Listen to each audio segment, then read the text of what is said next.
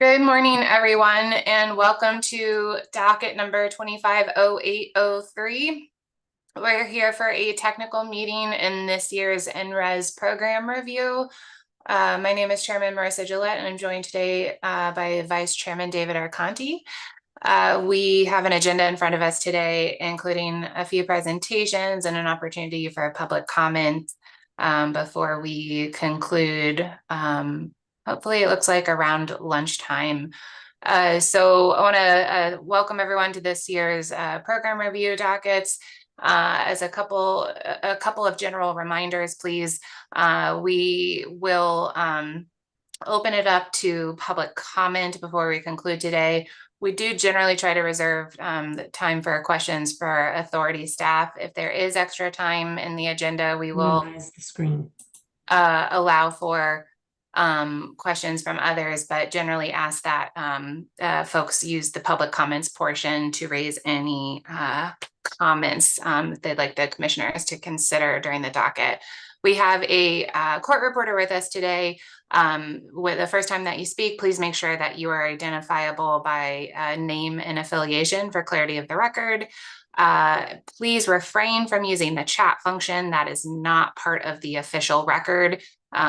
Meaning that any comments shared in the chat function are not part of the official record. So we do need you to voice those to have them considered.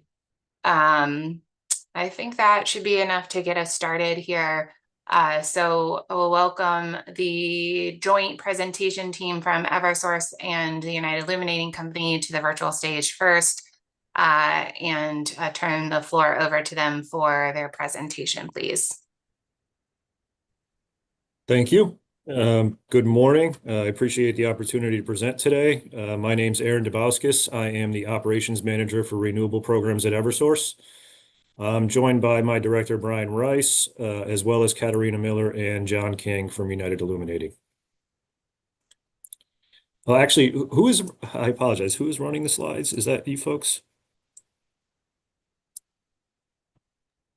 I'm sorry, are you asking if the PRA case coordinator? Yeah, we can run them. It's up. We have them ready to run, or PRA can run. If you could pull them up, that would be great. Thank you. Brian Topper is going to be doing that on my team, if he has permission to do that.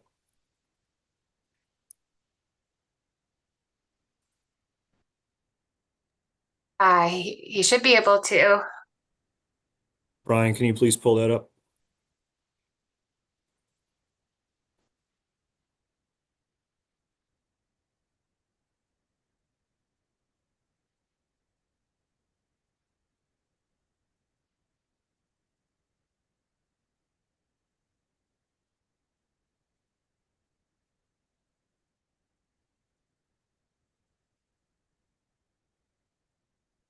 Perfect. Thank you, Brian.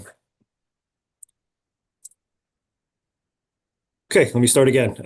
My name is Aaron Dabauskis. I am the Operations Manager for Renewable Programs at Eversource, and Brian Rice is also joining me, and Katarina Miller and John King from UI will be joining us. Next slide, please. So the topics for today's presentation, both of the EDCs will discuss their yearly NRES program results from a variety of different perspectives. And we'll briefly touch on, I'm hearing some, what was that? I apologize. I'll just ask everybody to go on mute. I think it was just an inadvertent comment. Okay, thank you. So we'll talk about the NRES program results, and then we'll briefly touch on the newly implemented NRES school solar category. The next slide, please. So I'm going to get into some data on NRES procurement results from an Eversource perspective for the first 3.5 years of the program. Next slide. So here's a look at the number of overall and bids and capacity received for Eversource in years 1 through 3 in the first half of year 4 of the NRES program. And each color does represent a different year of the program, with program years 1 through 4 moving from left to right on the charts. Year 1 is a bit of an outlier for the analysis, as we had about half the capacity as the remaining years. But last year, you can see Year three of the program did result in less bids and capacity received in year two. And trending so far in year four, we're downward on the number of overall bids received, with 164 received in the first half of the RFP. But the overall capacity received at 90 megawatts is still relatively strong in the first half of the RFP. And if that trend continues for the second half, we would still end up with more overall capacity received than we did in last year's offering. The next slide, please.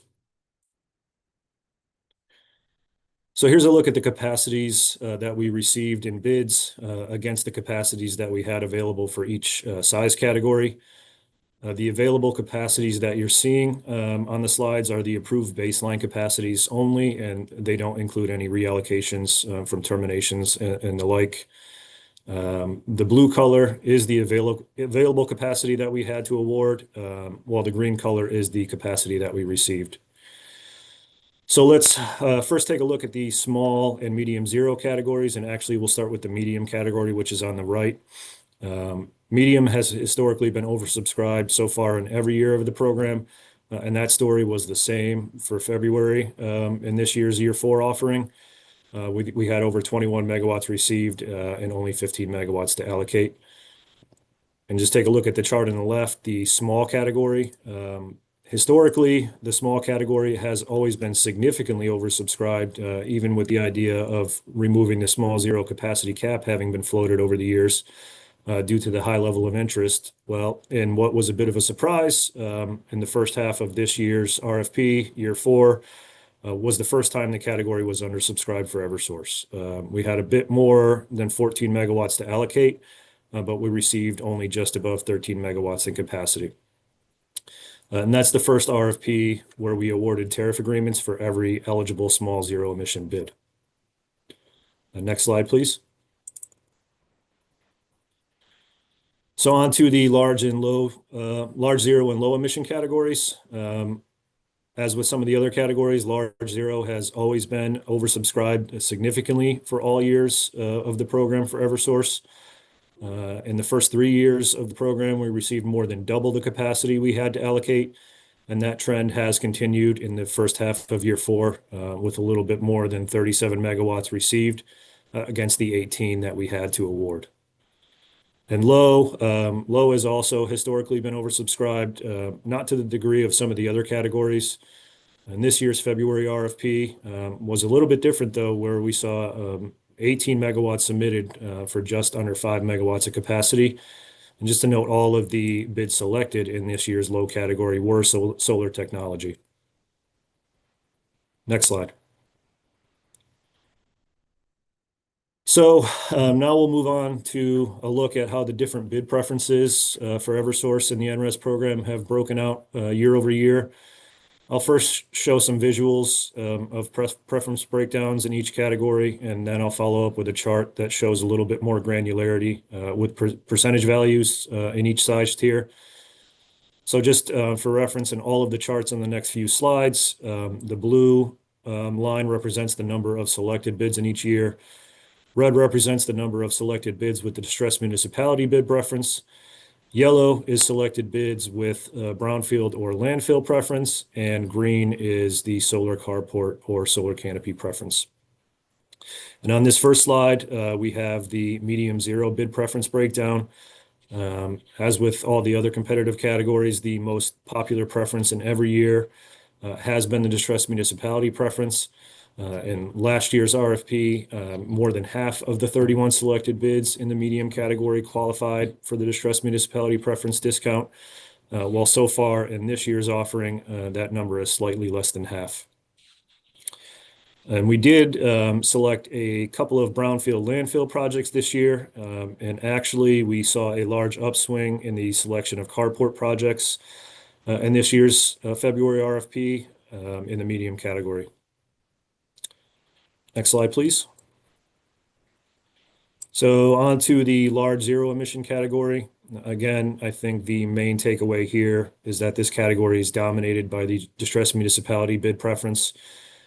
From years 2 and onward, at or near 100% of the selected bids in the large zero sector have had the benefit of the discounted bid preference price from the distressed municipality preference. And it's the same story so far this year, with 4 of the 5 selected bids having the distressed municipality preference.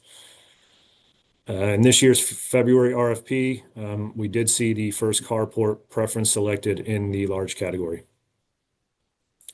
Next slide, please. And last, we have the low emission category. Again, generally the same story. Distressed municipality dominates this category. Last year's RFP, 100% of the selected projects were qualified for that bid preference. And this year, 1 of the 2 selected projects were distressed municipality. And just like in the large zero emission category, we did see our first carport preference project selected in the low emission category in this year's February RFP. Next slide, please. So I mentioned earlier, here's a look at the percentage of projects that were selected with each preference in each category.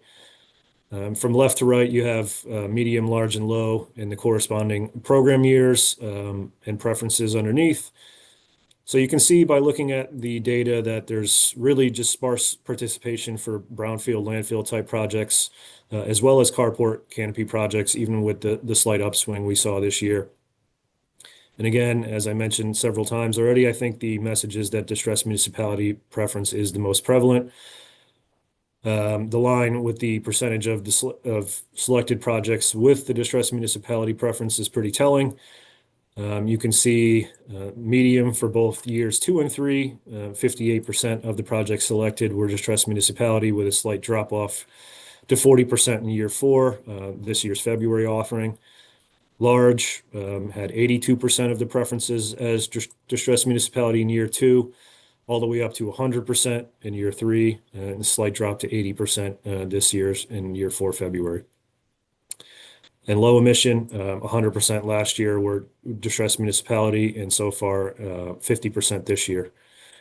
And just to note, in the authority's November 2024 final decision, which was for this year, year 4 of the NRES program, the authority did indicate that the target deployment level of distressed municipality projects was 40%, and that exceeding that mark would enhance the program's 5th goal, which for reference is increasing program inclusivity. So it looks like, based on the numbers, we're achieving that. Next slide, please. So now we'll move on to the tariff type breakdown for Eversource in the first 3.5 years of the program. Again, as in some previous slides, left to right are years 1 through 4 of the program, where blue does represent the total number of bids submitted in each category. Green is then the number of bids selected. Red is the number of buy-all bids selected, and orange is the number of netting bids selected. So I'll start off with the small category. The breakdown of buy-all and netting selections and submissions even is fairly even in the small category throughout all program years. Last year, for reference, year 3 of the program, of the 210 bids that were selected in the small zero category, 106 were buy-all and 104 were netting. And the same general trend continues in this year's February RFP. 63 buy-all selected and 51 netting bids selected in the small zero category. But in the larger size categories, and starting with medium, buy-all is by far the far more prevalent tariff type. You can see in medium zero, in each year there's very little orange represented, which again, orange represents the number of netting bids selected, and quite a bit of red, which is the number of buy-all bids selected. And last year in year 3, 31 of the selected bids in medium, we selected 31 bids in medium, and 29 of them were buy-all, leaving only 2 netting projects. And this year, of the 20 bids selected in the medium category so far, 19 of them were buy-all. Next slide, please. Again, the same general breakdown in the large zero and low emission categories, with the buy-all tariff type being the most prevalent. In fact, outside of year 1 of the program, where there were 6 low emission netting bids selected, in all of the other solicitations so far, in both large zero and low emission the low emission categories combined, there's only been 1 netting project selected, and that was actually in this year's February RFP. Next slide, please. So a little bit more of a granular breakdown, similar to the bid preference breakdown with some percentage data. First, we'll take a look at the small and medium zero breakdown with the years of the program again across the top. And then right underneath that is the number of bids submitted. And then we get into the percentage that were submitted as netting and buy all and the percentage that were selected as netting and buy all. Again, as I mentioned before on the previous slides, small essentially shows an even split between the buy all and netting tariff types, both on the submitted and selected bids. But then once you get into the larger project size categories, you begin to see the movement towards the buy all tariff. For example, in year 3, 85% of the bids in the medium zero category were buy all, submitted in buy all, and that resulted in 94% of the selected bids in the medium category being buy all. And that trend has continued so far this year. The year 4 offering, 86% of the bids submitted in the medium category were buy all, and that resulted in 95% of the selected bids also being buy all. Next slide, please. And then on to the large zero and low emission categories.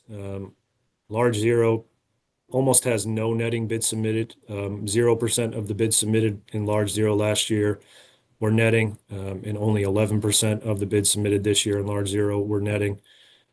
That resulted ultimately in 100%, obviously, of the bids being selected last year in buy all, and 80% of the bids selected this year in the large zero category were buy all. And as far as low emission goes, while there is a larger percentage of netting bids submitted, ultimately most, if not all, selected bids do end up as the buy all tariff type. And you can see that in the chart. The last 3 years, year 2 and beyond, the percentage selected as buy all is actually 100% in the low emission category. And next slide, please. Our last slide from an Eversource perspective is a pricing breakdown. Again, we'll show the competitive categories. Medium and large zero and low emission slides show the highest selected price in dark green, the lowest selected price in blue, and the weighted average selected price in light green for each program year. In all 3 competitive categories, prices did seem to trend downward for the first 3 years of NRES, but this year everything is generally trending upward, at least relative to last year. Highest selected prices and weighted average prices are up in both the medium and large zero categories. And while low is a little bit different for a few reasons, for this analysis, you can see the weighted average price has also increased from last year. Now I'll turn it over to John King from UI, who's going to get into their yearly program results. Thank you, Aaron. John King from United Illuminating. We're going to go ahead and go through United Illuminating's year 1 through 4 February NRES results. Next slide. Here you're going to see a comparison of the number of bids received in each size category for years 1 through 4 February. And if you were to look at a breakdown between the year 3 Feb versus the year 4 Feb, both the medium and large zero emission bids received have increased in year 4 February. However, we have noticed a decrease in the small zero emission number of bids received. Again, as also shown in the chart, you'll see that small zero emission category is one of our most popular, and then medium zero emission, and then large and low emission category. Next slide. Here's a representation of our capacity received over the past 4 years. Again, as mentioned, there's a downward trend in the amount of capacity received in the small zero emission category from year 3 to year 4 February. Medium zero emission category is up from last year if you're just looking at the year 3 Feb to the year 4 Feb. And also have been undersubscribed in the medium, large, and low zero emission categories. Next slide. Here's a further breakdown by size categories for megawatts received versus the megawatts available, representing the statutory allocation that we have in each category. As you can see, in the years 1 through 3 small zero emission category, UI has been oversubscribed. And this year, for the year 4 February, we were undersubscribed in the small zero emission category. Noting again in the medium zero emission category for year 3, the medium zero was oversubscribed and undersubscribed in this most recent RFP. Next slide. Here's the size categories for large zero emission and low emission. Historically, in United Illuminating Territory, both categories have been undersubscribed with the exception of year 3 in the low emission category. This year, in the year 4 February, we received 0.92 megawatts of low emission bids, and that's with our statutory allocation of 2 megawatts. And we saw an upward trend from last year's year 3 RFP in the large zero emission category, where we received 3 megawatts of bids versus the 1 megawatt we received last year. Next slide. Here you're going to see the comparison of average price by size category. As you can see here, the year 4 February prices are up in the small zero emission category, but lower than the year 2 prices. But you're going to see lower prices in the medium and large categories for zero emission from year 4 versus year 3. But higher in medium than year 2 and higher in large from year 2 as well. We're also up in prices for low emission from the year 4 February RFP. Next slide. Here's the UI year 1 tariff type breakdown. Similar to Eversource, the buy all bids have been more popular, and in the year 1 selected bids, you'll see that we selected 59% buy all bids versus 40% in netting bids.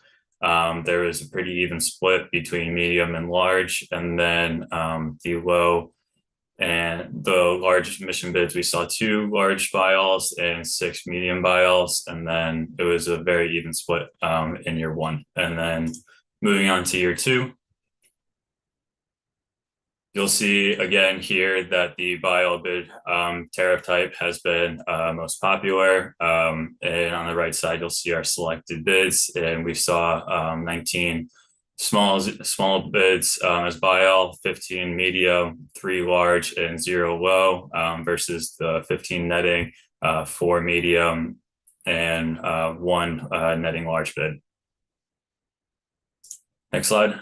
In year 3, again, we're still seeing more buy all bids with 31 small buy all, 6 medium, 1 large, and 1 low for bids selected. And then 14 netting smalls and 4 netting mediums, 0 large netting bids, and 1 low emission bid.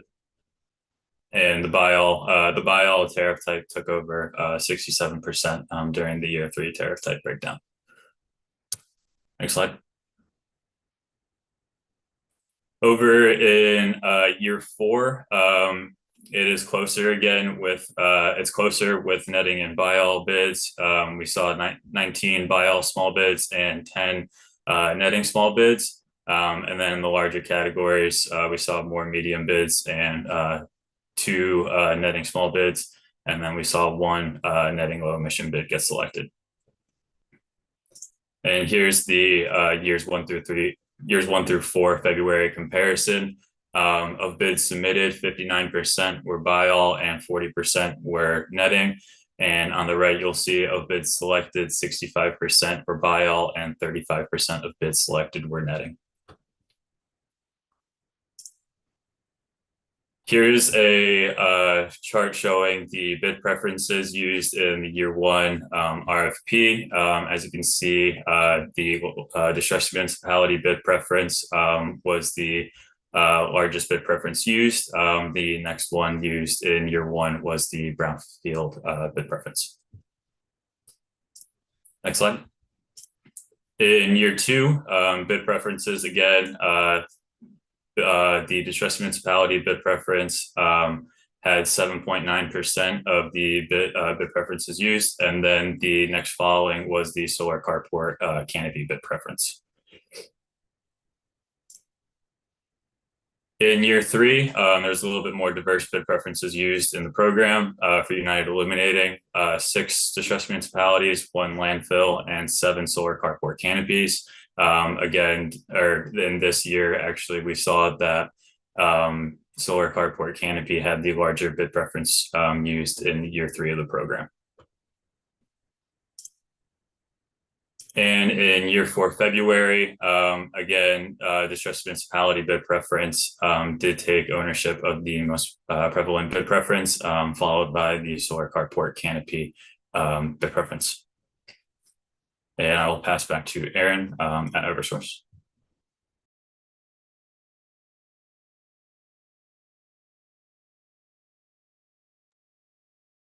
Thank you, John. Just a quick slide on the school solar category for Eversource. As of the date of the filing of this presentation, we haven't received any bids in the newly open school solar category, and I believe that holds true as of this morning. We also really haven't received any feedback, either positive or negative on the category. We've had a few basic clarifying questions on the requirements of the checklist. That's a prerequisite for bidding, but not much else has come in the way of the school solar category. And as I understand it, ACES is going to be presenting today, so maybe we'll have some light shed on what's to come in the school solar category. And that's it from an Eversource perspective. Same for United Illuminating. Thus far as the filing date of this presentation, we have not received any school solar bids. Thank you.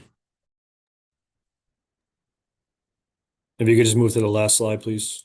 We just have our contact information. Most folks probably already have this, but Eversource and UI's NRES emails are on the screen, as well as both Eversource and UI's NRES program web pages.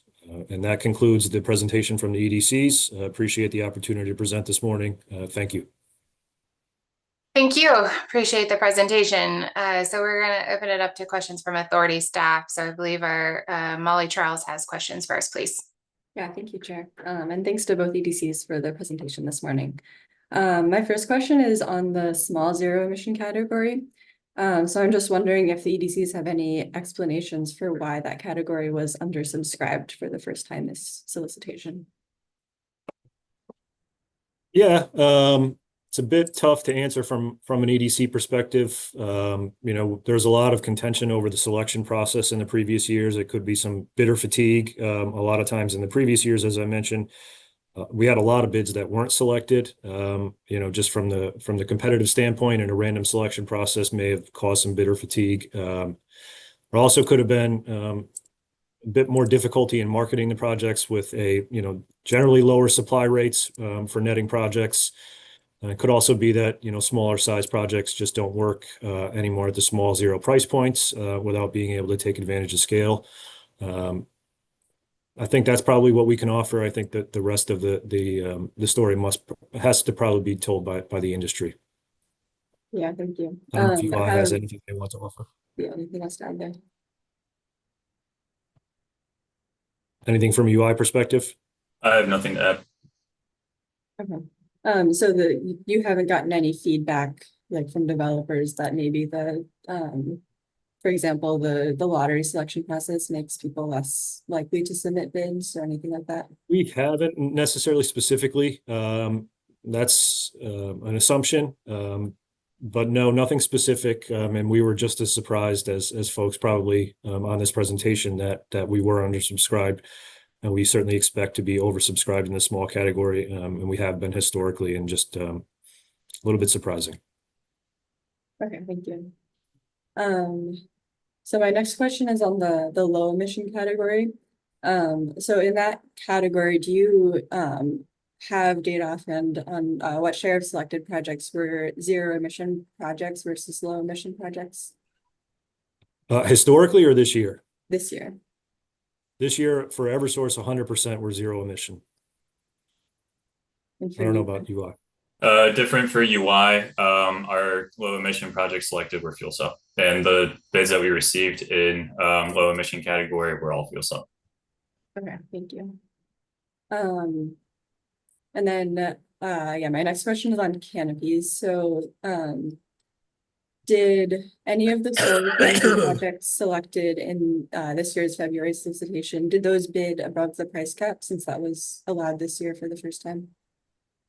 I believe so. I would have to get the data, for specific price points, but they did take advantage.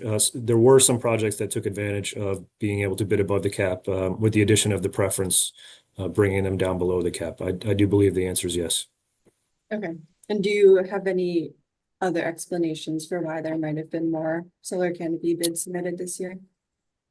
I mean, I think on one of our first slides, we kind of showed that there was just a less overall number of bids submitted, which ultimately resulted in just, less lower price bids.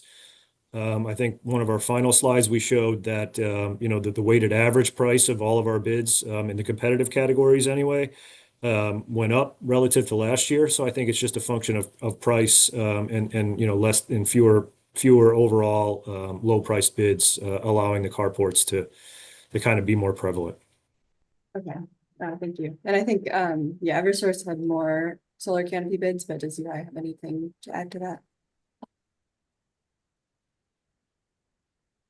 No, I think it's remains the same as for Eversource.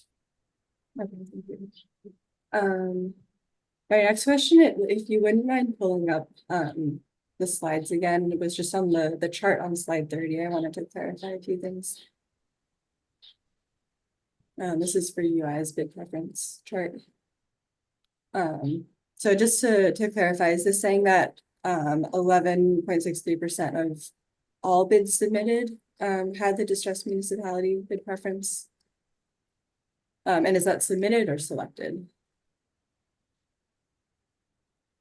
This was bid submitted.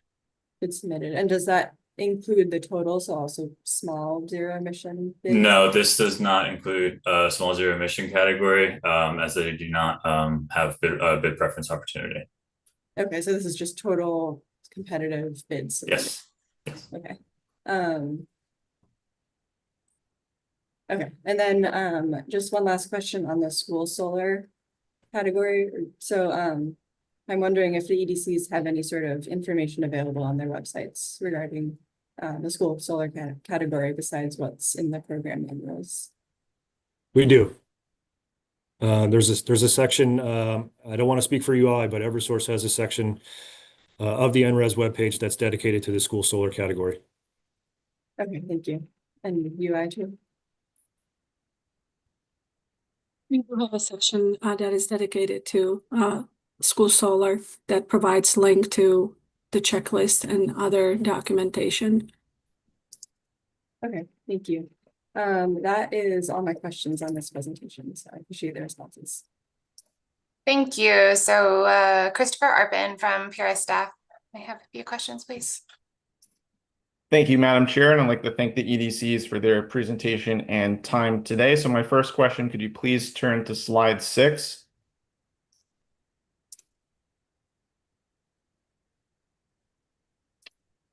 So my first question, so in the year 4 February procurement, the volume of low emission category bids submitted in Eversource's service territory increased compared to previous years and in contrast to UI.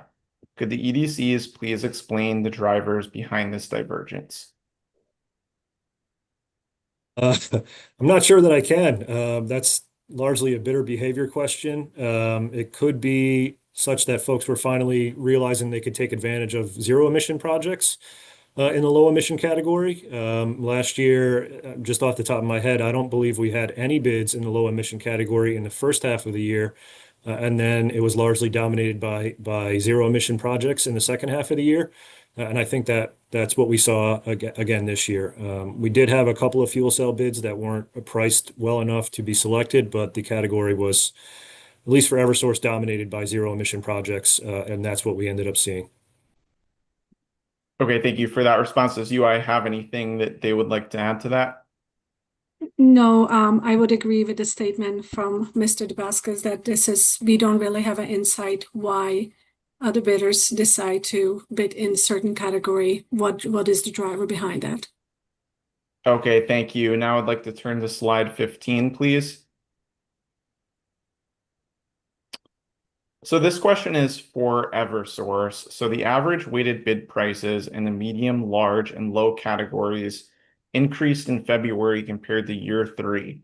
What factors contributed to this rise? Was it primarily due to the higher number of solar carport bids or other factors? Well, I think again, and I previously mentioned that could be part of it. Folks taking advantage of the preference and being able to bid above the cap.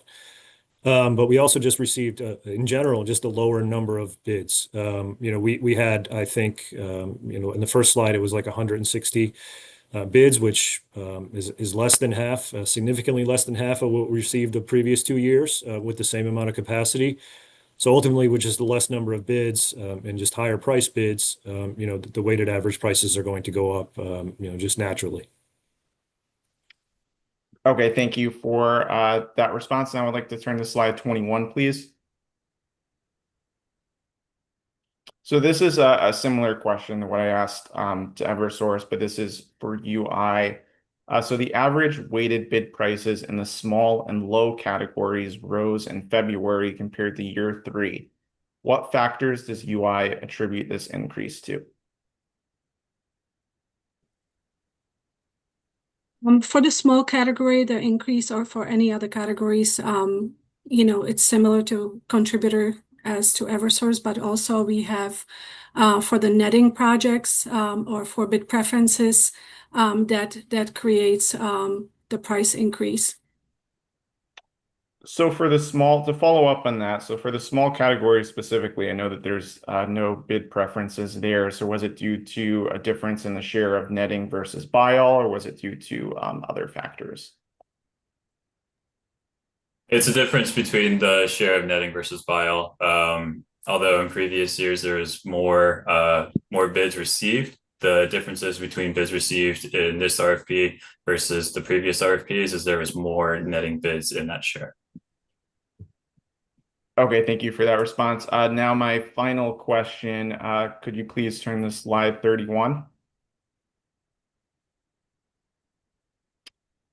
So my question here, could the EDCs please explain why no school solar bids have been received to date, like whether you have any information as to why? And could this delay be related to the time required to meet the first ready requirements for the school solar category? Yeah, again, we really haven't received any feedback on it. We received a few clarifying questions on kind of what we would accept, with regard to proof from the prerequisite for bidding checklist.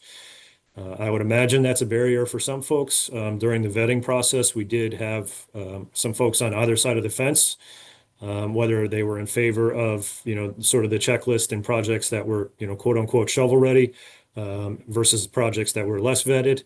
I think there's a difficult balance that developers probably have to weigh versus, kind of how much money they invest in a vetting process that for a project that may never come to fruition.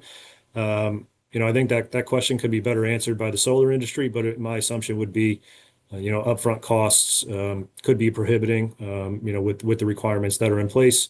But again, I think the solar industry might be better suited to answer that one for you.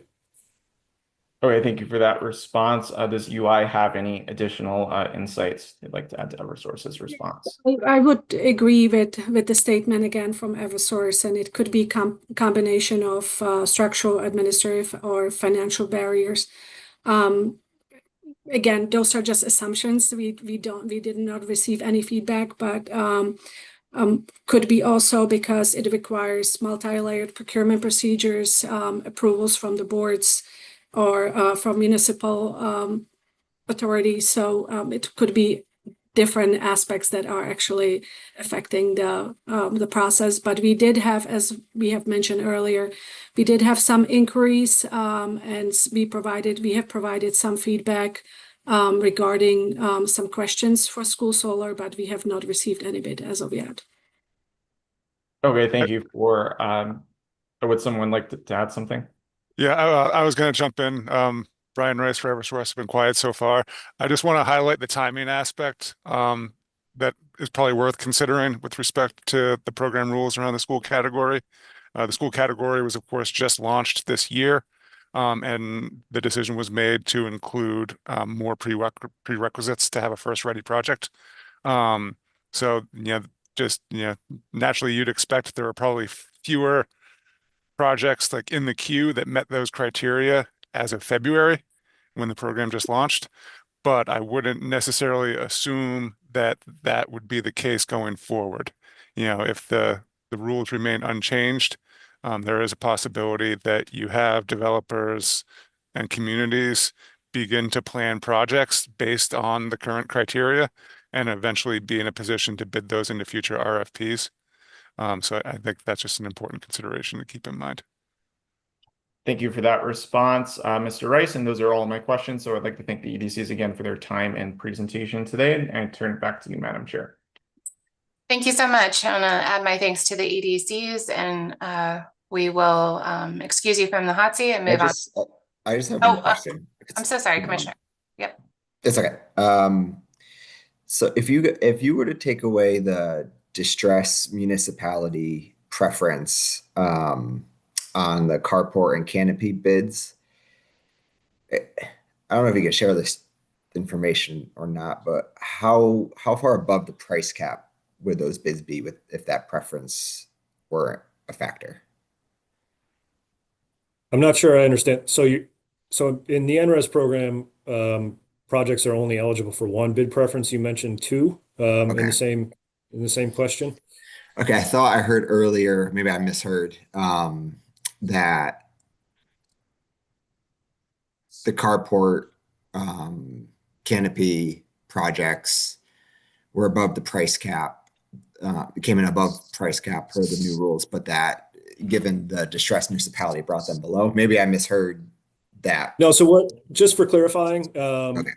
carport canopy projects can bid above the price cap as long as 100% of their nameplate capacity is located on a carport or solar canopy, and provided that the bid preference discounts the price enough so that it is at or below the price cap. There is no impact from a distressed municipality perspective. Distressed municipality preferences only just discount the bid price, but they aren't allowed. Distressed municipality projects are not allowed to bid above the cap as carport and canopy projects are. Okay, then I just misunderstood that answer then. Thanks for that clarification. You're welcome. All set. Thank you, Mr. Vice Chairman.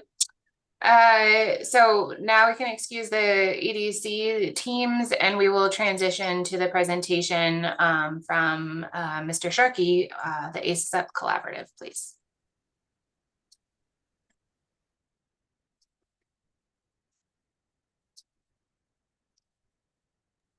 Thank you, Madam Chair. Good to see you. Let me just get there we go.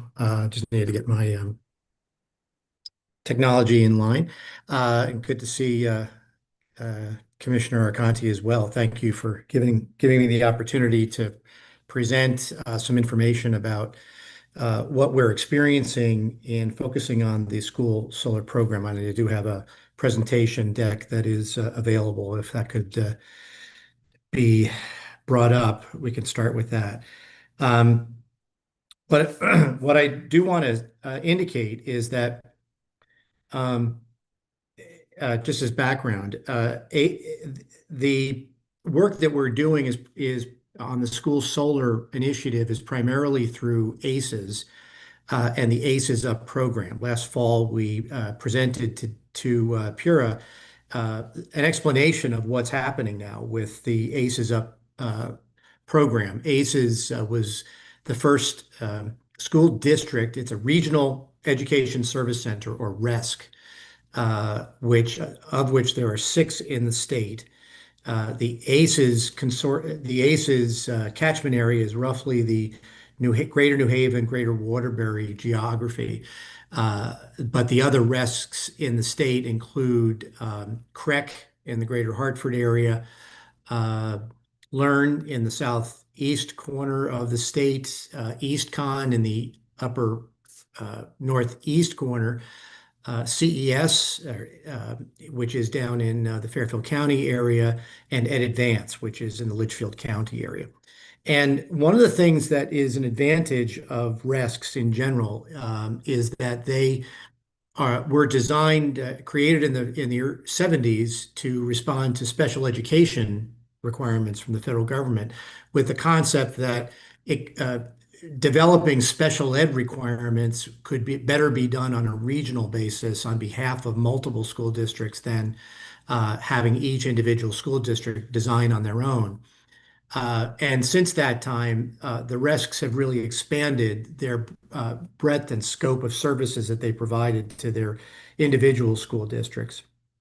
And that is certainly true of ACES, who has a whole range of education and logistics, administrative functions that they provide to their member school districts as well as statewide. So that's a little bit of background on how the RESCs operate. The ACES Up program was designed about 3 years ago, when ACES was the first school district, actually, if you call it a school district, in the state a full-size electric school experience that ACES developed from that they began to expand these services and realized that their member districts will go through the same issues and problems that they were facing as they embarked on this effort to get the EV bus, to install the EV charging that came with it, and also adopt solar at the facility where the bus is housed.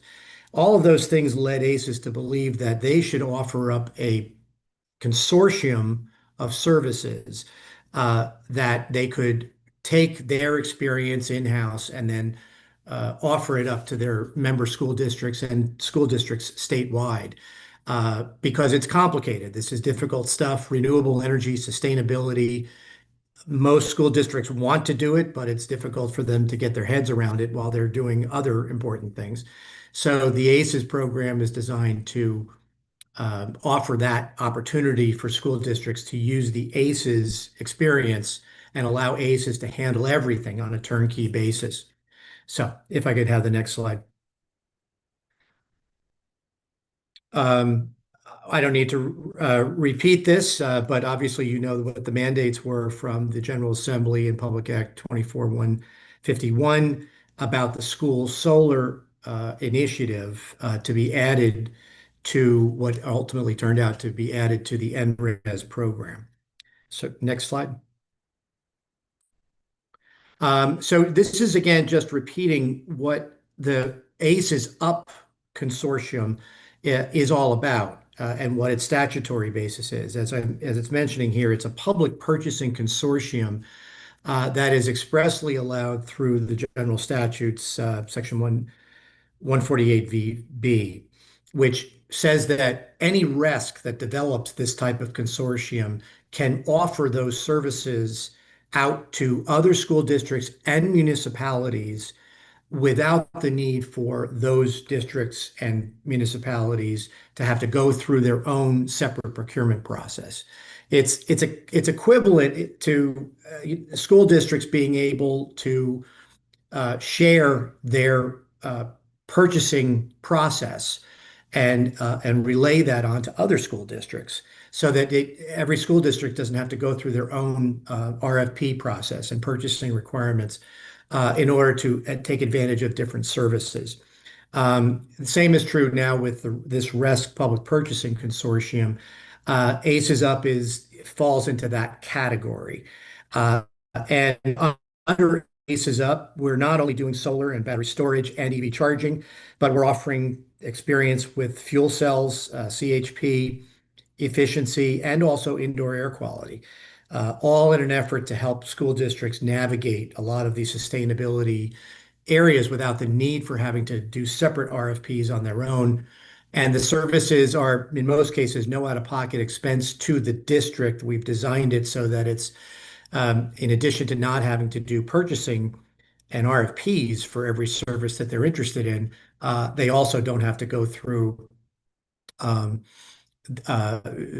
vetting of, we do our own vetting of contractors and suppliers. And from those services, we offer them on to the school districts. Next slide, please. So as you know, the first ready approach was adopted at our recommendation at the September meeting of under the 2408003 docket. In looking at how implemented, we recommended this idea of the first ready approach, whereby you, as you know, you have a checklist of items that pre-qualify these projects going forward, which includes everything from structural and engineering to getting local approvals and also securing those local procurement requirements, which is why the ACES Up consortium is so beneficial, because that in and of itself, just the local procurement and RFP process is time consuming.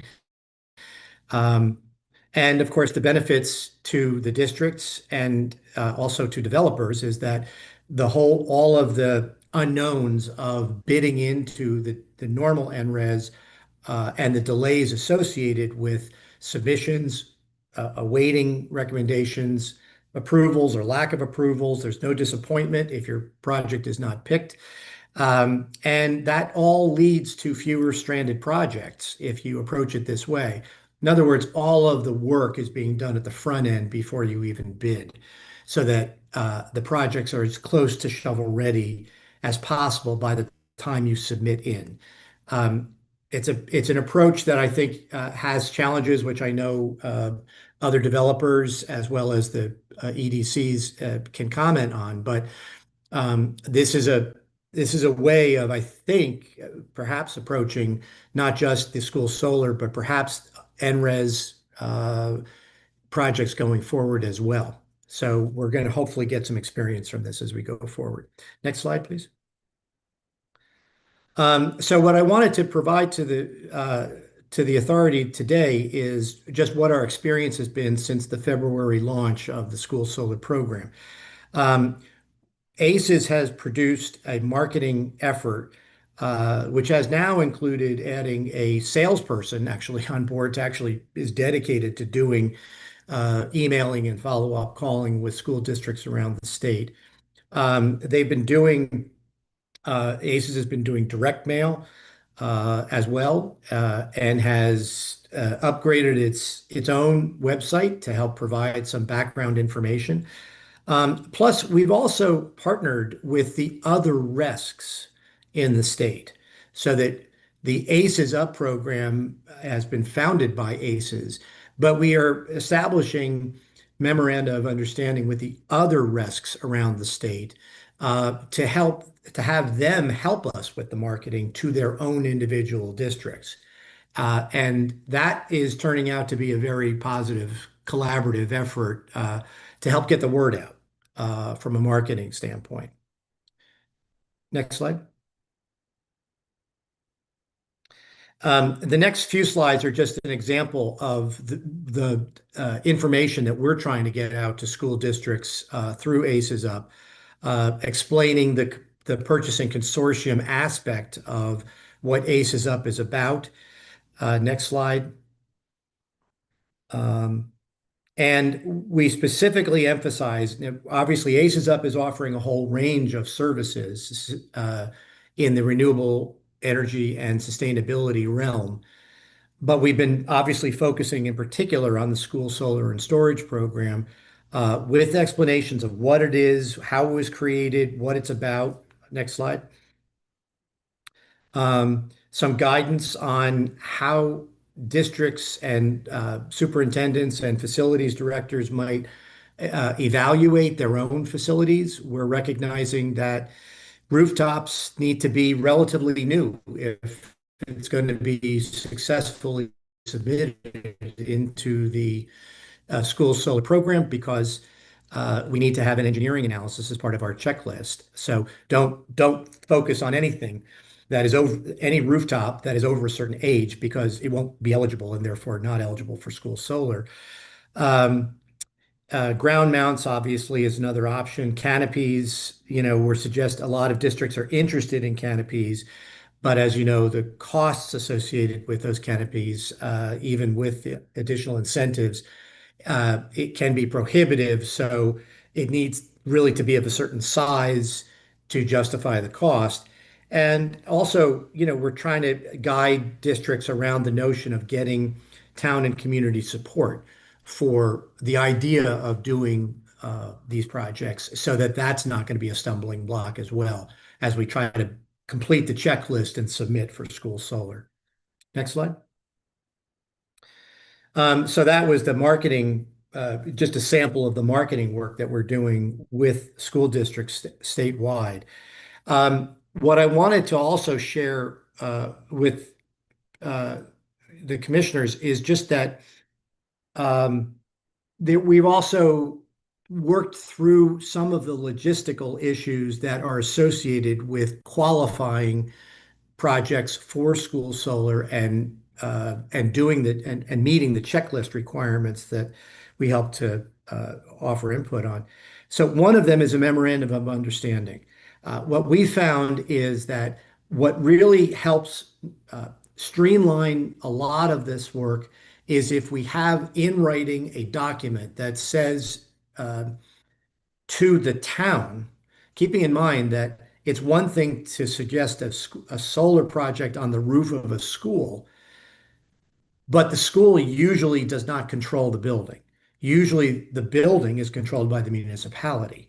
So so you may have a school superintendent or facilities director who is all gung ho about putting solar on their roof, but you still have to go through a whole process with the town to get their approval to put solar on the roof. That includes 824 reviews, as well as an understanding of and an approval for going forward, and then ultimately the actual the actual contracts for the installation itself. So what we've done is we've created a memorandum of understanding that is catered to each school district. It explains the ACES, the REST consortium notion, citing the statute, explaining that you don't need to go through an RFP, and otherwise saying, here's what we're going to be doing. We're looking at solar on your roof, but we're also including other things like EV charging and other renewable energy and sustainability projects in your town and your school. And that needs to be approved. We ask that that get approved by the legislative body of the town. That I think helps to clarify and remove a lot of the inevitable obstacles that come up when you talk to a superintendent, but then you have the problem of the superintendent having to sell it to the town. We try to go directly to the town with the superintendent as a partner. Again, we focus on new roofs primarily just because of the engineering requirements to pre-qualify these projects. We have in place design and engineering professionals to the extent the town doesn't have their own left over from when the roof was most recently done. We have our own folks who will do the roof and engineering analysis. They're all set to go, and we'll do the analysis very quickly once we get approvals. And we've also established alternative, different financing options to help finance not just the upfront expenses like engineering, but also ultimately the financing of the projects. Next slide, please.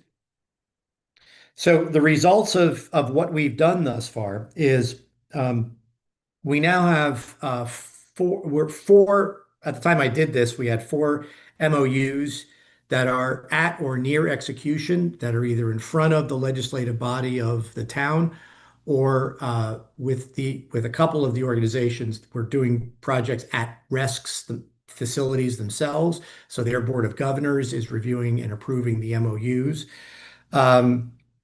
We have 2 school districts that are intending, well, I should say we have Yeah, two school districts plus two of the RESCs themselves who are intending to submit into the 2025 school solar program. They are well on their way, and we're just a week or so away of final approvals, and we're putting our packages together now for those. Of those, there are six, actually now seven individual projects that are in total that we intend to submit, both within UI and Eversource territory in time for the 2025 round. And the marketing efforts that we've engaged in are producing more interest. We have, several other districts that have in fact replied and said, yes, interested. Of course, if school solar is continued into the 2026 calendar year, that we'll have to wait for that. But in the meantime, we'll be able to do a lot of the groundwork that we have been doing since February to get those up and running. So we are starting to get some interest and uptake from the school districts that we're communicating with. Next slide, please.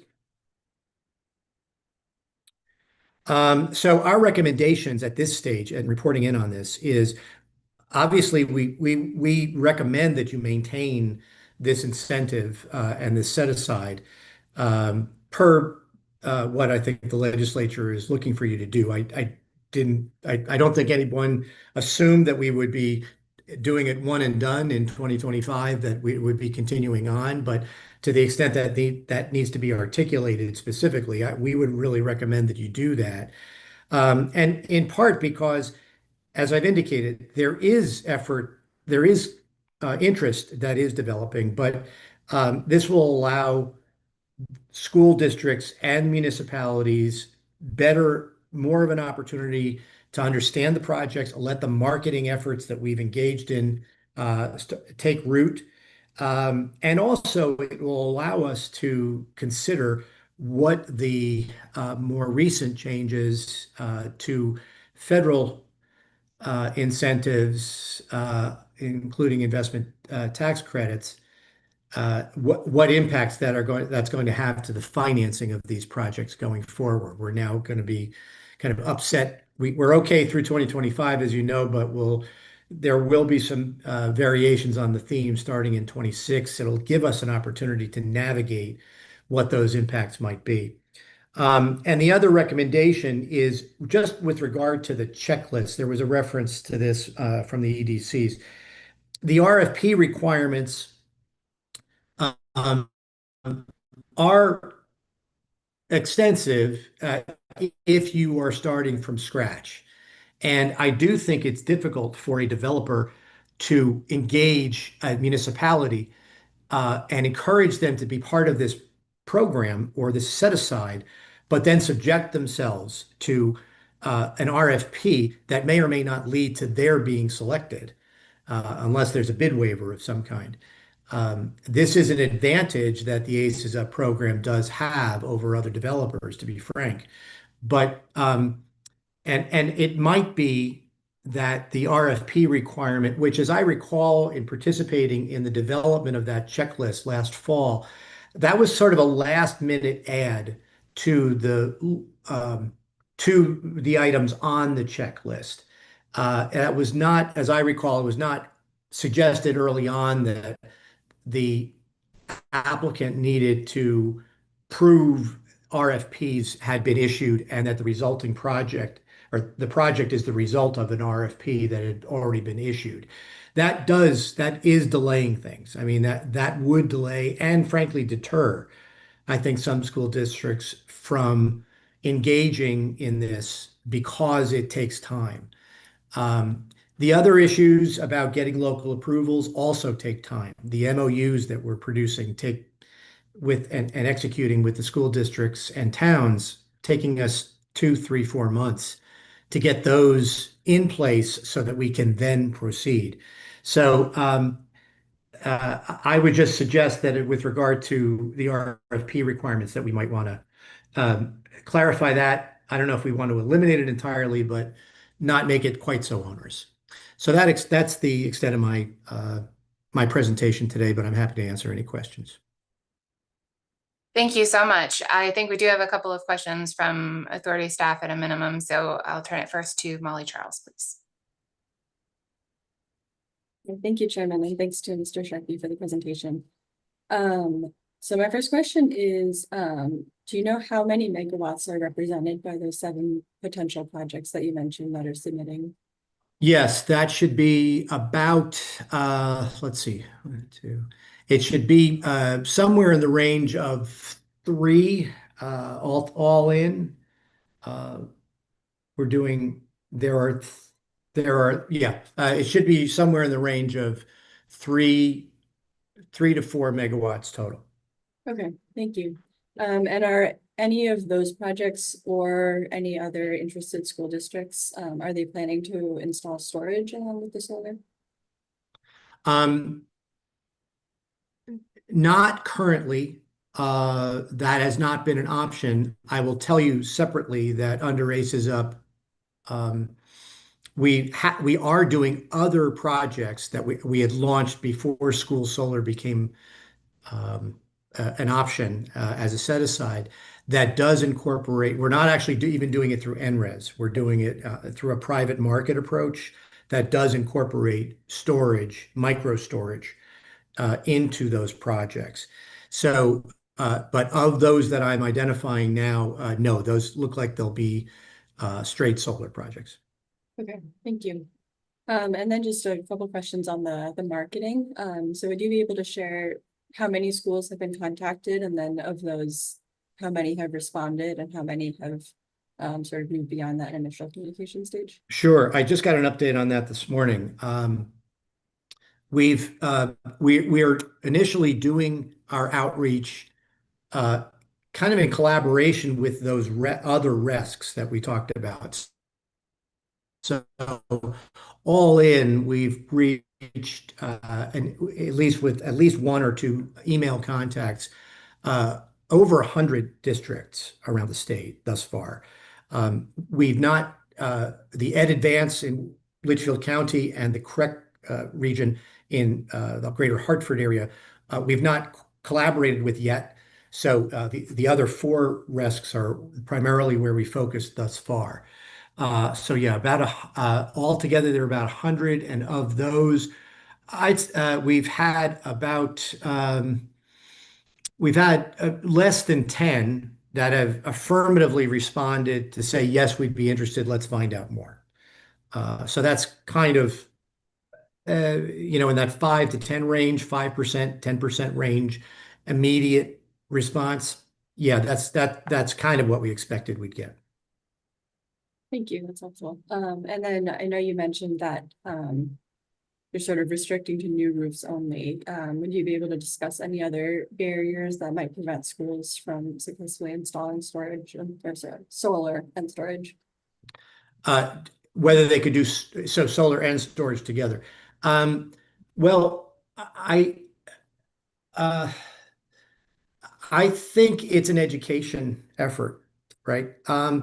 I think it's very difficult for school district administrators to, even though they all are very interested in doing this type of work at their schools, they don't understand it. It's Greek, to a lot of administrators, understandably so. So that was the reason why ACES Up was created. But I think just kind of breaking through on that is a big factor, just the education aspect of it. If they see it more, so the fact that the EDCs are also trying to market this more, I think, it's just a matter of kind of making them comfortable with the concept. The other challenge is that the number of roofs, if you're thinking mostly rooftop, the number of available roofs, it sounds like every school should be available for this. But of course, if we're pre-qualifying only roofs that are, from an engineering standpoint, ready to go for installation, that really shrinks the population of school buildings that would be eligible for school solar. So we've dealt with some school districts that are very, very interested in the program, but all of their buildings' roofs are older. And so one of the things that we've encouraged them to do is to engage with DAS on their non-priority program, which, if you're familiar with that, it's a school construction, it's a subset of the school construction program that um, that uh, allows for funding, review and funding for school construction, mostly rooftops, roof replacements, that doesn't have to go through the whole laborious process that normal schools construction projects have to go through. We're finding some success with that, that if they can submit into the DAS non-priority grants, those are decided monthly, and we can get them the information that they need to submit, and then DAS can review and approve, and then we're off to the races. We can incorporate the roof improvements into the project and handle it that way. So I think that's the other. It's education, and it's also just the logistics of the facilities themselves. Okay, I appreciate that. I think that is all of my questions. So thank you again for the presentation. Sure. Thank you. And I believe Christopher Arbin has questions from authority staff as well. Thank you, Madam Chair, and I'd like to thank ACES, Mr. Sharkey, for your presentation and time today. So my first question is just more of a clarifying question regarding the timing of when these projects will be submitted. So if I heard you correctly, it sounds like you have about 7 projects in the pipeline and 2 will submit this year. Is that correct? No, I think we have 7 in the pipeline that will, all 7 of which will be submitted in time for the 2025 round of school solar. Okay, thank you. And now my next question, this question is for the EDCs specifically. So the current pre-submission checklist for school solar requires an attestation that the project has issued an RFP to installers. And I know that Mr. Sharkey had a question on this on his slide. So would a regional purchasing agreement, such as the one described by ACES, satisfy this requirement? Why or why not?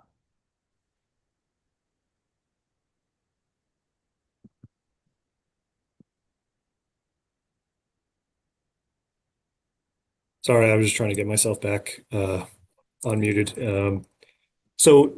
Is the specific attestation, are we talking about the attestation of the RFP, or are we talking about the attestation of an agreement? I would have to take a look at the specific checklist again just to see what we're talking about.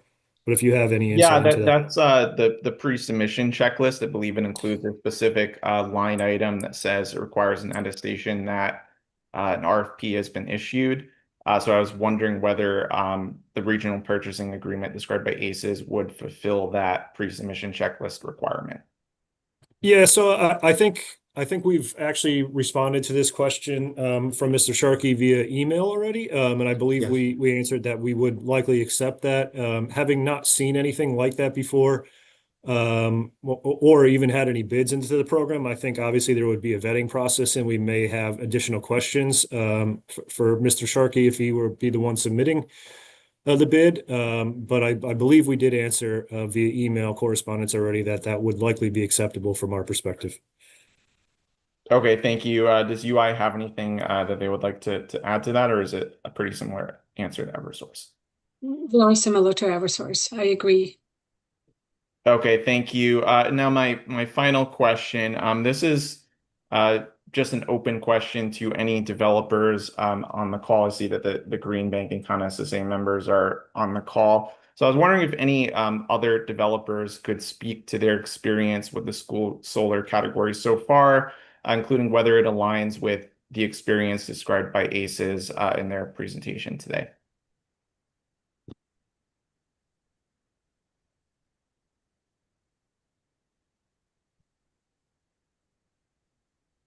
I'll just give it another second here to see if any developers on the call want to add anything about their experience, whether they're planning to participate in the school solar category. Hi, good morning. This is Mackie Dykes with the Connecticut Green Bank. We have a few schools that we are working with that we do hope to eventually have projects that would participate in the school solar program. And I guess I would say generally, I agree with the sentiment that the lack of projects doesn't indicate a lack of interest, but just that much more development is required before you can apply. So, we're just working to get projects to the stage where they're ready. Yeah, so I guess generally would agree with Mr. Sharkey's comments. Okay, thank you, Mr. Dykes. And are those projects, would they be ready this year, or is that in a future cycle? Likely a future cycle. Okay, thank you. And would any other developers like to add to that about the school solar category? If not, those are all my questions. So I turn it back to you, Madam Chair. Thank you. And I don't want to prematurely cut this off. Are there any other authority, staff, or commissioners with questions for Mr. Sharkey? All right, if not, Mr. Sharkey, thank you very much for your presentation, insights, and for answering our questions. Thank you. Thank you. All right, let's move to our next presentation. I'll invite Attorney Michaud, who is leading a presentation on behalf of a number of developers. Hi, good morning, Chairperson. Thank you. And thank you for the opportunity to present. I will be presenting very briefly. I don't really have a slide, but I did have a cover letter, but which kind of shows it, but I don't necessarily need that. First thing I want to talk about, so I'm speaking on behalf of my clients, Tritech Americas, World Energy, and Silverbrook, who are all very active solar developers in Connecticut, and also on behalf of Verity, which is the battery manufacturer and battery developer in Connecticut. And together, these clients we just achieved 60 megawatts of solar that's either commercially operating, under construction, or in permitting in Connecticut, and under the NRES program, the SCEF program, and the old VNM program. So we've now hit 60 megawatts, and we also just hit a total of $200 million in investment in Connecticut. So these clients have been very, very active in the Connecticut programs together. The first thing I want to speak about too is the bid price cap. We're getting a little worried about that. We're not sure if it's quite nimble enough. I just want to give you specific examples. In the last 6 months, our interconnection equipment quotes from utilities have gone up. Some of them have gone up 50% for the costs, and they're way above what was budgeted. Again, I mean, not little increases, up to 50% increases in the quotes, which obviously affects the cost of the project. And combine that with what's happening at the federal level. We all know about the big beautiful bill and the tariffs. We're collectively we're very concerned that the current increases in the interconnection equipment, along with what's happening on the federal level, is going to create a whole lot of uncertainty and increase in costs for the solar industry. And we're really concerned that if the price cap isn't nimble enough, it may tank an auction, because it may just go beyond what we can bid, because we're almost there now, even just on the interconnection equipment from the utility. So what we're proposing is to somehow allow the price cap methodology to be a little more nimble and flexible in light of what's happening, in today's world. So we're proposing it be changed to have like a sliding scale where it would be based on the average bid price, but 10% above the average bid price in the prior auction, so that it would be a moving. It could go up or down within that 10% range, and we're hoping that would help at least smooth out some of these uncertainties and fluctuations in the tariff costs for equipment, and which also affects the utility equipment also, I understand that, and just other things affecting the investment tax credits and everything that's affecting the ultimate price to put in a solar system. So we're kind of proposing that type of more nimble price cap methodology. That was the first item. The second item I wanted to talk about was bid preferences. There was a question in regard to whether there should be any new or additional bid preferences. And I will admit this is a little creative, out of the box, but we think we need to be that way. We've been working on trying to pair, again, we understand this is a class 1 renewable energy NRES program, but we're looking to pair battery energy storage with solar. And one of the things we're looking at is maybe a bid preference for the solar that is sort of a two-part. A bid preference for the solar that, as part of their bid, has a battery energy storage component to it, number one. And number two, allow that battery to be the conduit for the utility. For example, allow the solar, the customer, to be the battery, where the solar would have to produce energy for the battery.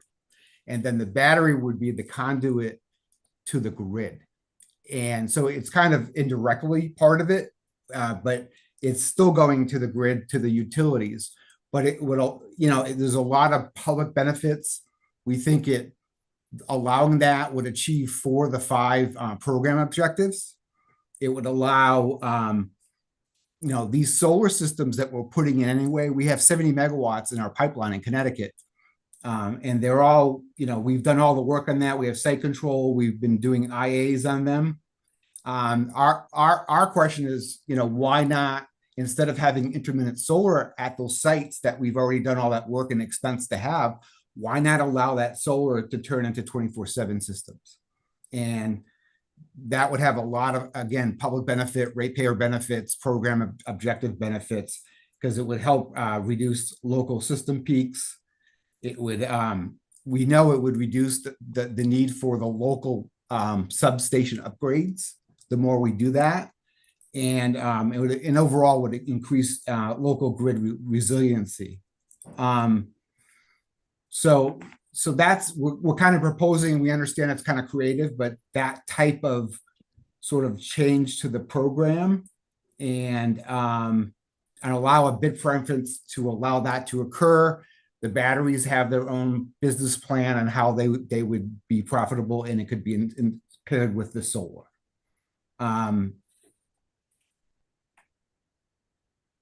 Let's see. And again, we have about 70 megawatts over dozens of sites where we could really immediately implement that. And so, and the final item was another question that was presented by the authority, which was in regard to future electrification and or fuel switching for SAM projects.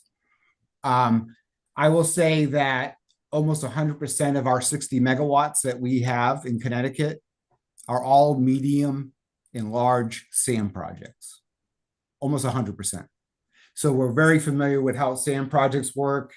That's basically our area. So, but in our opinion, we think having to implement future electrification and or fuel switching would probably be too complex to do over a 20-year contract. These projects are going well.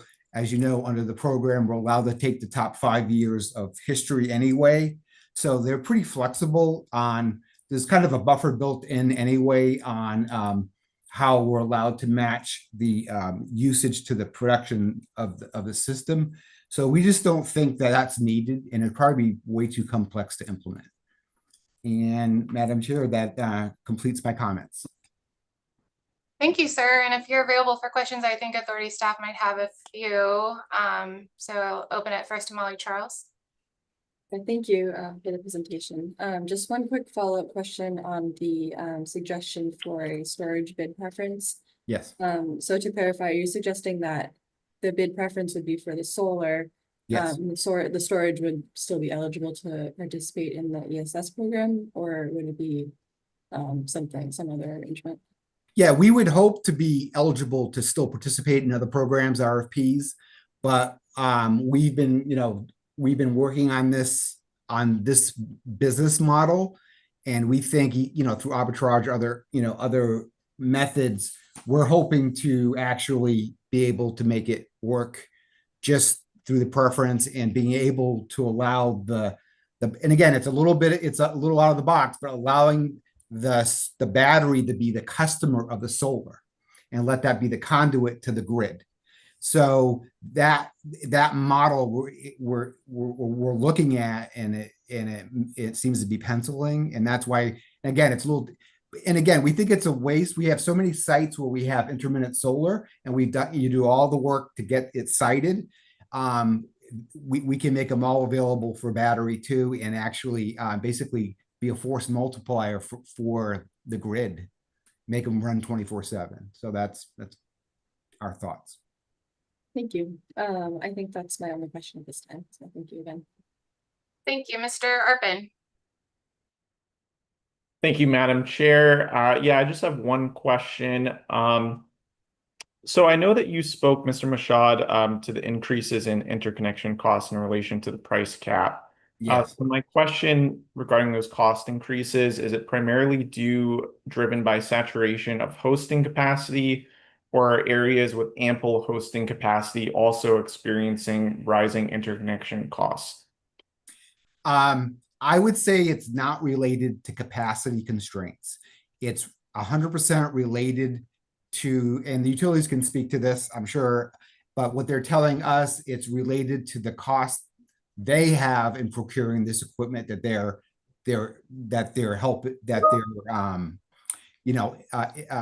deploying on behalf of the solar project. And they're saying their costs have increased, and they're passing it through. But some of these costs, again, we can demonstrate they've gone up 50%. Again, we have no way to audit that or know, but we just know that we get a quote at the beginning of a project, before we submit a bid, and then those IA applications have been changed out with 50% cost increase, which really has been been putting a lot of pressure on the projects.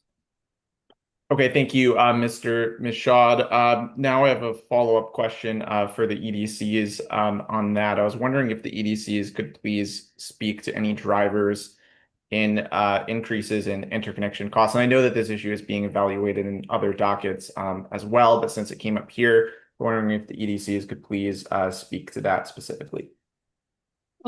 Thank you for that question. I cannot really speak for the interconnection department and interconnection cost. Again, we administer the programs.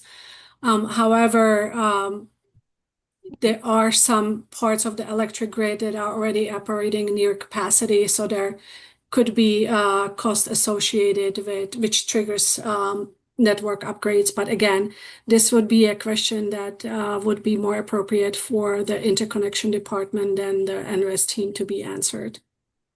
Okay, thank you. Would Eversource be able to add any additional insights to that question? Our perspective is similar. Obviously, I think it's well known that the challenges regarding interconnection grow for a variety of reasons, related to increased penetration of solar PV systems on the system and saturated circuits. And, as with many industries, utilities are experiencing cost increases in equipment as well.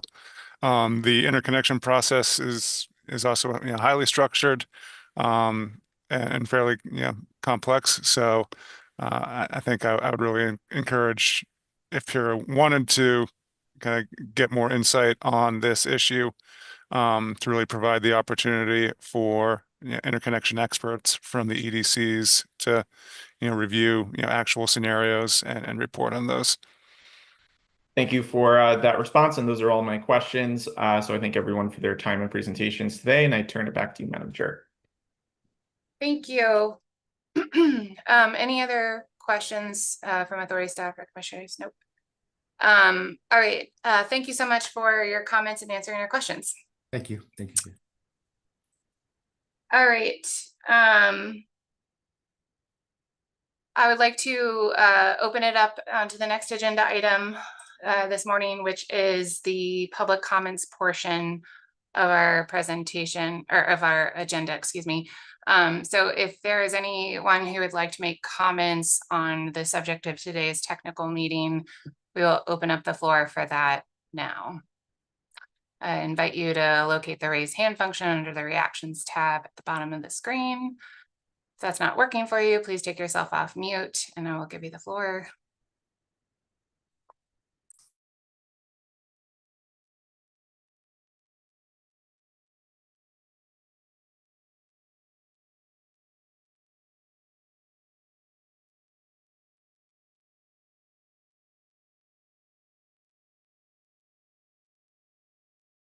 All right, seeing none. Sorry, this is Joseph Moss from Verity. I'm trying to locate the raise hand thing, but for some reason I can't find it. Could I make a few comments? Absolutely, please. Thank you. I just wanted to follow up to what Mr. Michaud said, especially about the flexibility of price caps. He mentioned that price caps are approaching being unfinanceable in the NRES program. I think that is holding true and can be demonstrated by number one, the relatively lower levels of participation in February in 2024 versus 2023. Also, I think a good proxy for that is the participation levels of the SCEF program, which in both of the last 2 years, the February auction, at least in Eversource, has left a good amount of capacity on the table, and that price cap has remained at or around $133 to say $135 for I think 3 or 4 years now. I don't know the exact number off the top of my head. But again, just I think that is further proof that a fixed price cap that only has the ability to decline may not be sufficient in a world where costs are increasing and there's more and more uncertainty that we're all aware of. Also, going back to a topic that was mentioned much earlier on the call, the undersubscription of the small NRES categories for the first time in this program's history. I think that could at least partially, although likely significantly, be attributed to the $0 or near $0 RECs available for the netting program. I have in front of me, if I could, is it okay if I share my screen? Yes, please.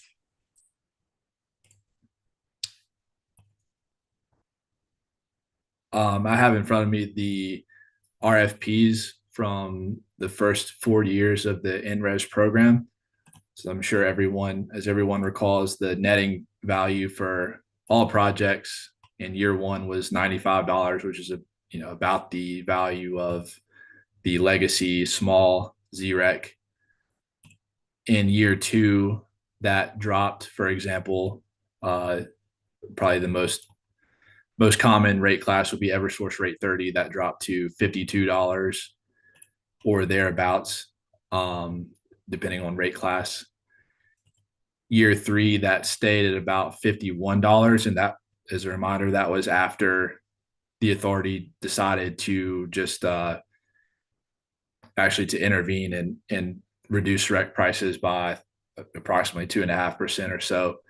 as a result of retail price of power in the preceding year being so high. Then this year, year 4, we see that same Eversource rate 30 rec dropping all the way from $50 or so to $17.81, and in many cases being zero for even small customers, or pretty low, relatively speaking. I think this is even more true in UI's territory, where small zero emission projects rec values were zero for all but one rate class for solar technology. Believe, as was shown in the EDC's presentations, the small class represented the largest or the most active option for netting projects. So if you essentially make the rec value zero, or kind of a very low value for netting projects, even for small ones, that they're probably not going to participate, especially when this $0 value is locked in for 20 years. I think we generally expect that the price of power, especially after the budget reconciliation bill was passed, would likely go up over time. But it's possible that price of power retail rates could go down. And if the price of retail power goes down and the customer is locked in at a $0 or very low value rec, their value is being degraded over time. I think that's potentially a reason for the lack of participation in the small category.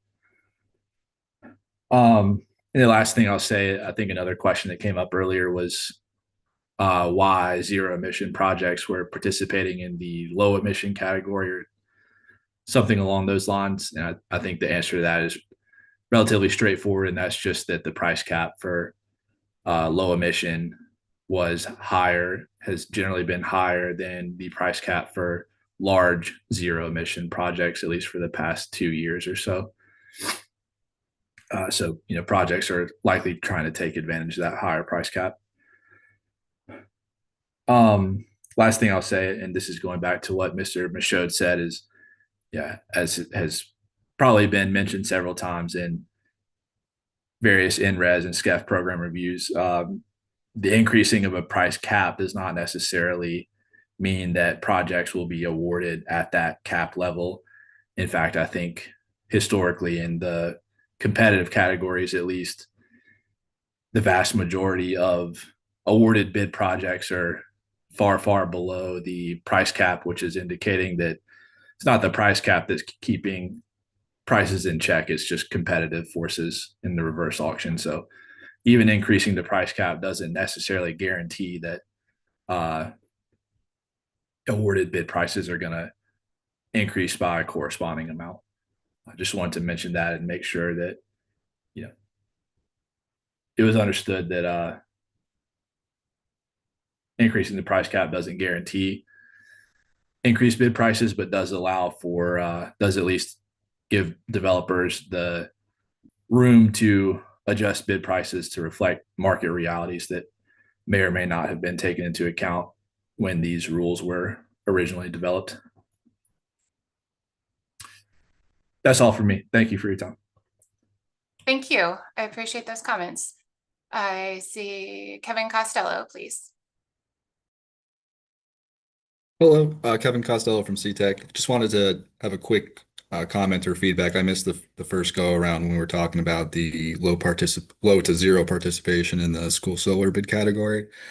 And just from a high level view, from a development standpoint, a lot of the prerequisites can take some time, especially the ones that depend on how fast the respective schools and municipalities can move on their end. And I understand wanting to give the schools extra layers of protection and whatnot, but I'm not saying it's a good or a bad thing, but it does explain at least a little bit why you'd probably expect to see, or at least that you are seeing such a low participation rate at this point. Thank you. I appreciate you chiming in on that. Sure. Is there, oh, Mr. Moss? Sorry, I found the raise hand button. I wanted to add one thing on small projects, potentially not incredibly significant, but maybe just worth noting, and that is that unlike competitive projects, small projects obviously just have a fixed price cap or a fixed compensation rate. However, they do not receive any sort of bid preference or quote unquote adder that might be available to competitive projects. And also, unlike the schools carve out, they don't have adders available to them for preferential siting. For example, the schools carve out, generally gets, I think it's $188 a megawatt hour. But then if it's a canopy project, it gets a 30% adder, or if it's located in distressed municipality, landfill, or brownfield, a 20% adder on top of that. And it's possible, at least on paper, that a medium canopy project could actually receive a higher compensation rate than a small canopy project, since medium projects can bid above the price cap. Whereas, small projects are just fixed at $199 and change. So I just wanted to mention that, I think, maybe that is something that the authority might consider to drive small project participation to favorable areas, especially canopy projects. Those are extremely difficult to finance at a small scale with the default small compensation rates. That's all. Thank you. Thank you. Any other folks who would like to offer public comment?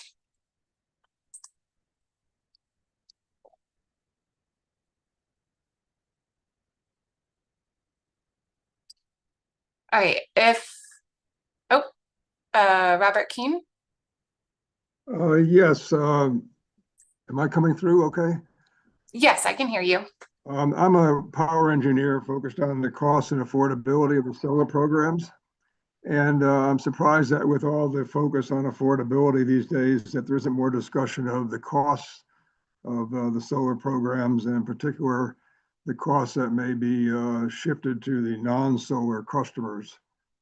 I note that the costs that were shown here are, they're 14 cents to 22 cents a kilowatt hour, which is 2 to 3 times the cost of utility scale solar, and 4 to 7 times the cost of reliable grid energy from the ISO, according to the numbers for 2024. So I would like to see in the future, maybe somebody can comment on that right now for this year, more discussion of the economics and the impact on things like the public benefit charge and the costs that are shifted and the various things that are becoming affordability issues. Thank you. Thank you for your comment, sir.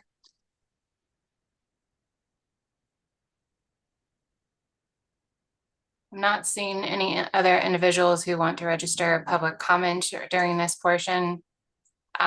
So with that, I want to thank everybody for your presentations and your comments this morning.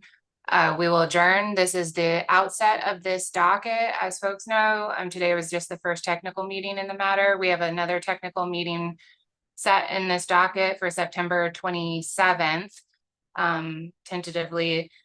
So I've asked folks to pay attention to the docket for additional written comment opportunities and interrogatories on this docket for this year. So with that, we are